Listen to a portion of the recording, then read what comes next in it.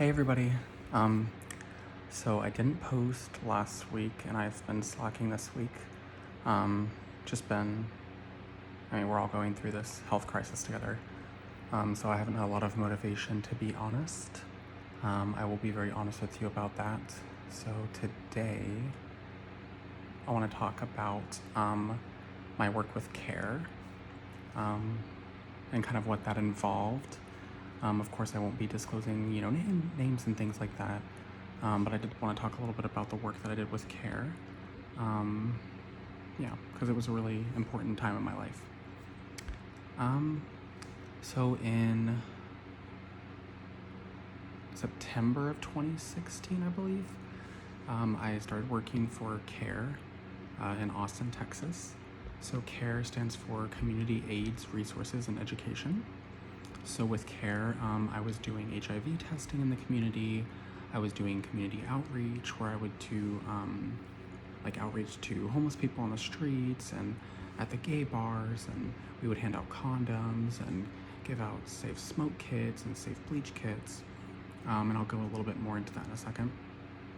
And we also did monthly classes to kids on probation. So I worked with a bunch of amazing people. I worked with Steve, Tice, Dana, Roy, Darren, just such a great team. Like, that was my immediate team. And then there were, the clinical staff that we worked with as well. And Emily was my manager. They're just amazing people. If you know anybody in Austin who needs resources, CARE is a great one for substance use referrals. I don't know what they're doing with HIV treatment anymore, unfortunately, because of funding changes, because of this wonderful administration that we're under now. But yeah, so because of funding changes, I'm not sure if they're still doing resources for people with HIV and AIDS. But anyway, they're an amazing place.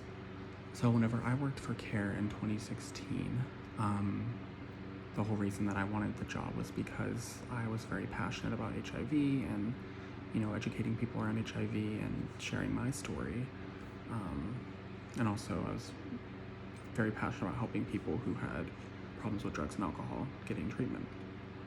So I was hired on as a peer recovery specialist. So a peer recovery specialist means that I have experience as, whether it be with recovery, some type of recovery, sorry. So my recovery was my HIV diagnosis and being in recovery from that. Also, I used to drink quite a bit, I guess you could say. I was more of like a binge drinker, I guess. So that was part of my recovery story as well. I don't think I was completely sober drinking-wise whenever I first started with CARE, but I had cut back a lot on alcohol, and I ended up becoming completely sober at one point. I think I've been sober for like 3 years now, I can't remember. But yeah, so that was like my story with CARE. And yeah, so I was hired on as a peer recovery specialist specifically because of my HIV diagnosis. So what we would do is we would go into the community and we would do outreach. We would go to different parts of Austin and meet with clients who wanted to get into treatment for drugs and alcohol, or if they just wanted an HIV or hepatitis C test, we would test them. We also gave them safe kits. So if they were, we just met them wherever they were. So we'd give them safe smoke kits. So like if they were smoking crack cocaine, we would give them kits, and it had like a rubber piece in there to put over the pipe so that they wouldn't burn their lips whenever they were smoking the crack. We'd also put a little bit of ointment in there in case they chapped their lips, because you don't want the lips to be chapped and to have a bunch of open sores, because that can transmit things like Hep C, HIV, and other things.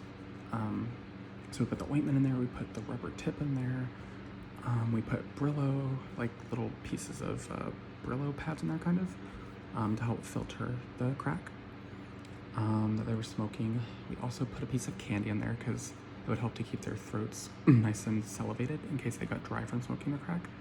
Also, people just really love the candy, so it was like a cool perk.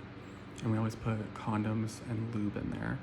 I might have forgotten something that we put in there because it's been like 2 years. But yeah, so that was like the basic kit that we had, and then all of our information in case they wanted to get tested or needed any other resources. All of CARE's information. We also had bleach kits. Now this one is hard for me to remember everything that went in there because I remember, oh my god, I would forget stuff sometimes because there were so many things. But we put in like a bleach. So the bleach kits were for helping to clean the needles. If people were using like heroin, they could clean the needles with bleach. So they had the bleach in there to help clean the needles. They had 2 water packs in there, like little, like cylindrical plastic bottles of water or saline solution. Sometimes we had saline. And then a cooker, so they could put some of the saline or water solution in one of the cookers. We had twisty ties to make like a little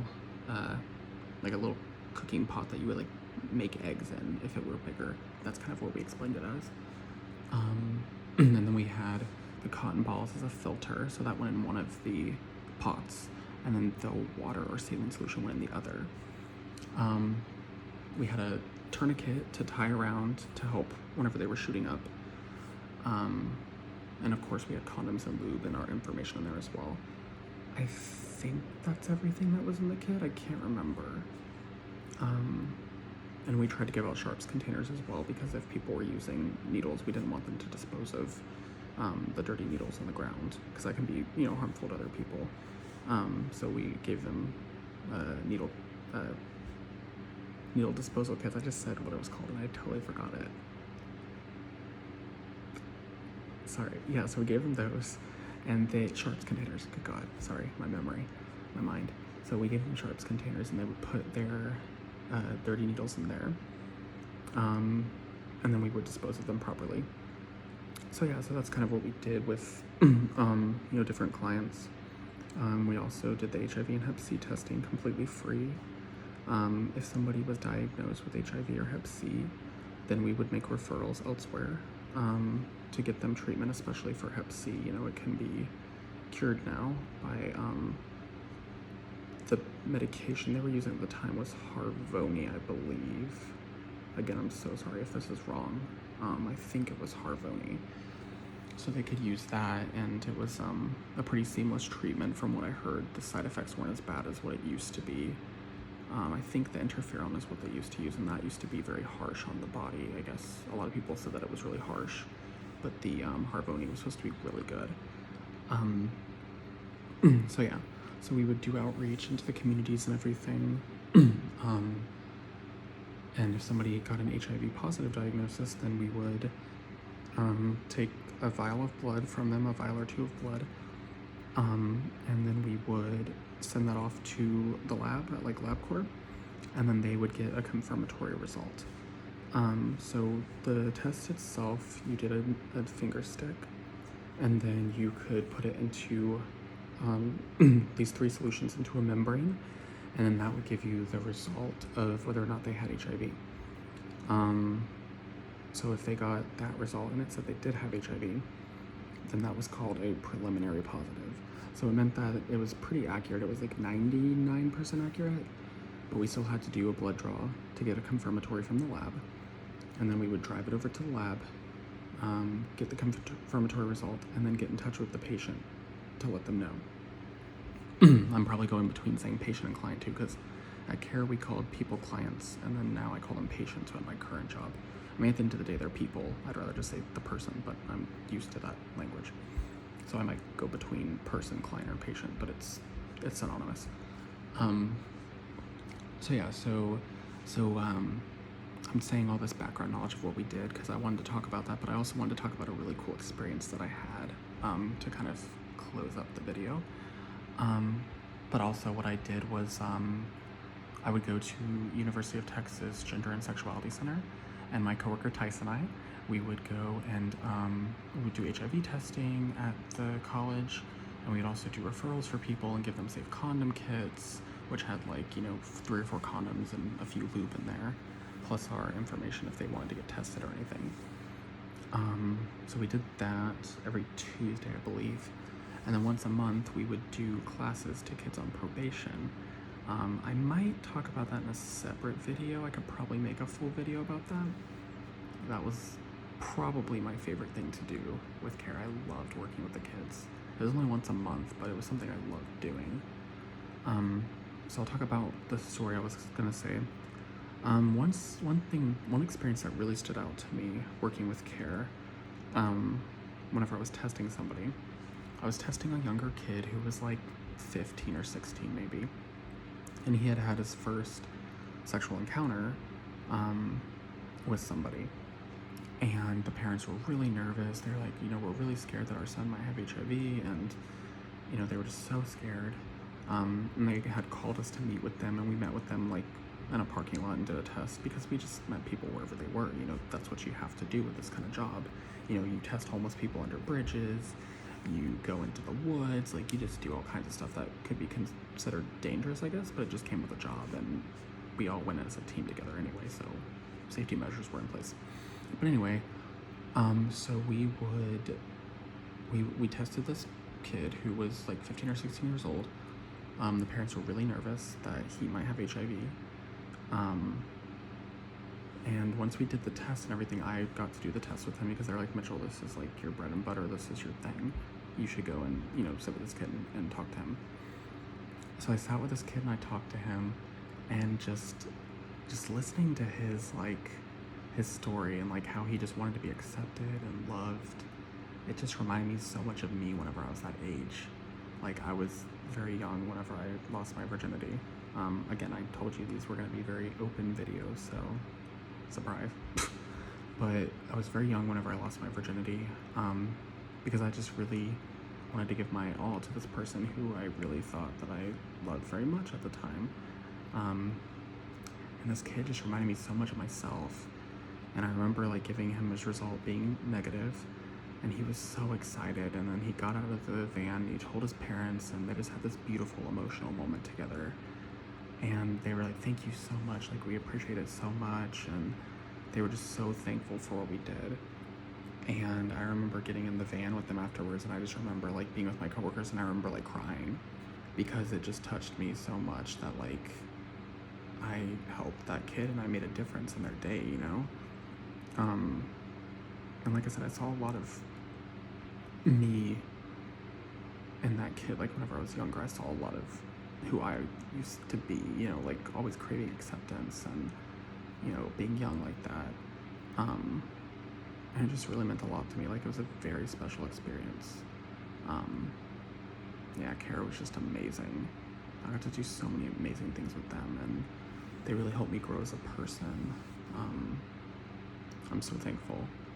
Like without CARE, I probably I wouldn't have gone to Sydney probably.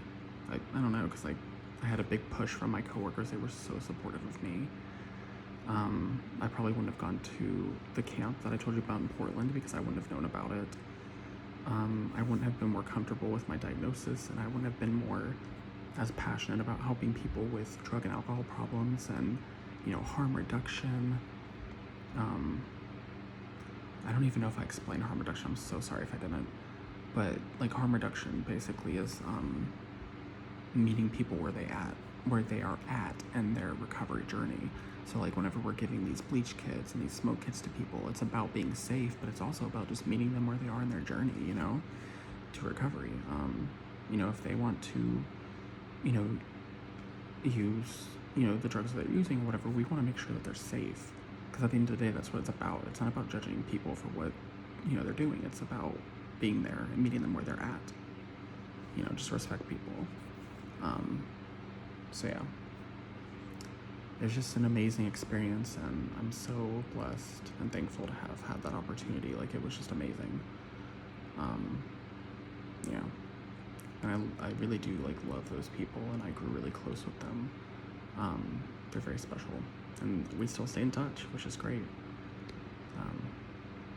But yeah, so that's the video for today. I probably will be posting another one this week to get caught up.